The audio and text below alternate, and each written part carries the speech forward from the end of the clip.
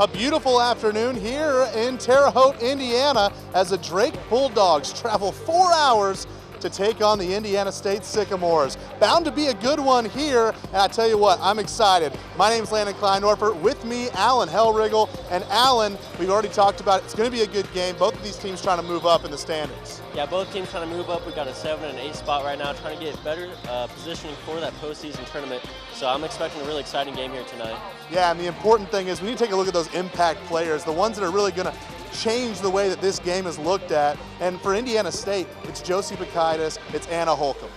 Yeah, a 3-5-2 lineup for Coach Hanley. So she's looking for Bakaitis to really step in as one of those three center backs and make a huge impact on this game. And Anna Holcomb looking to feed the 4 attackers today with that 3-5-2 lineup.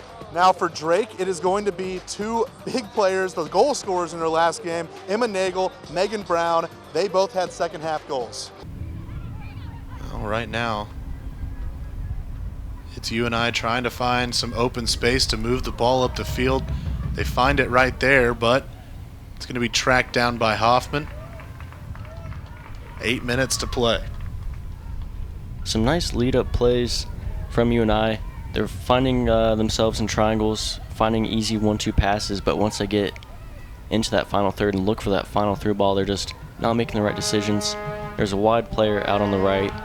Could have found her crossing into the box, but instead try to go for the heroic pass to the lone striker in the middle that had both Hoffman and the 2 Indiana State center backs completely covering it.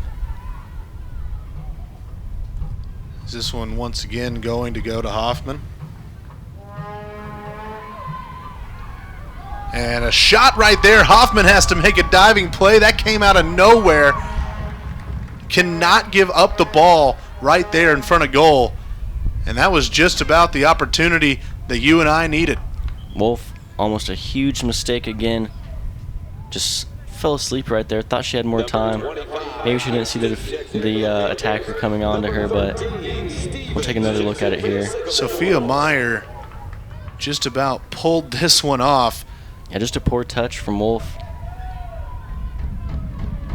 Poor touch from Wolf. Maybe a lack of awareness. You should be getting a call out there from Hoffman that there's a player coming up towards your back. But here comes the cross. This one does stay in play. Goes off the head, and it's going to be a goal. That one looked like a little bit of confusion. Indiana State likes to play the single player in the box, but it's not like she can use her hands on that play. So she knew she had to get out of the way. She couldn't get her body out of the way. I think Hoffman has the save right there if there's not another Indiana State defender. Yeah, let's take a look at it here. That was, yeah, just squeaked it in between the defender and the post, but just a great flick on. Yeah, that was Audrey Stevens who was standing there in goal, unable to get her head around to make that play. So scoring is opened up now with 6.5 to go. UNI is on the board, up 1-0. Really only enough time for 1, maybe 2 runs in this game. Richards going to send it well past midfield.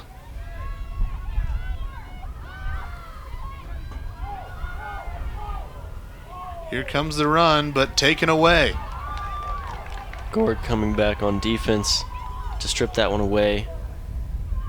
As Wolf brings it up, Indiana State doing anything they can to get a last attack on here, but they're going to have to hurry up, only 30 seconds, and UNI is not going to be quick to give them the ball. Yeah, not really sure why they aren't going after that ball quickly. Needing to move, 20 seconds to go. 15 seconds. Still waiting for a whistle. They need to move the ball back. Stop the clock just so that they can move the ball back, but you got to put the ball where the foul happened. Good on the ref. This is basically going to be a cross here with 13 seconds to go, as it is sent in and in a dangerous spot. Still in the box with 8 seconds to go. This one's going to be shot forward, sent out of play. And this is going to end in a 1-1 tie between Indiana State and Northern Iowa. Only the 4th tie between these two teams.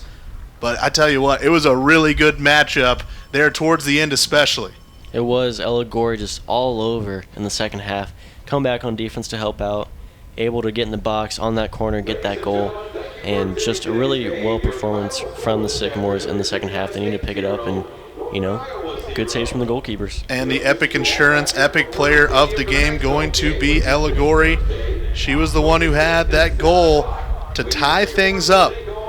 Just an opportunist, able to be in the right position at the right time and make a fantastic play. Very great play from Ella Gorey, but again, the goalkeepers just really shining in this game, although they both gave up a goal. Just a ton of saves from them. Well, that'll do it. And so for Alan Hellrigel, I am Landon Kleindorfer saying so long from Memorial Stadium in Terre Haute, Indiana, where the final score is a 1-1 draw between Northern Iowa and Indiana State. All games airing on the ESPN networks are streaming live and archived on the ESPN app. This has been a presentation of ESPN. Enjoy the rest of the first day of the rest of your life and have a fantastic Sunday afternoon.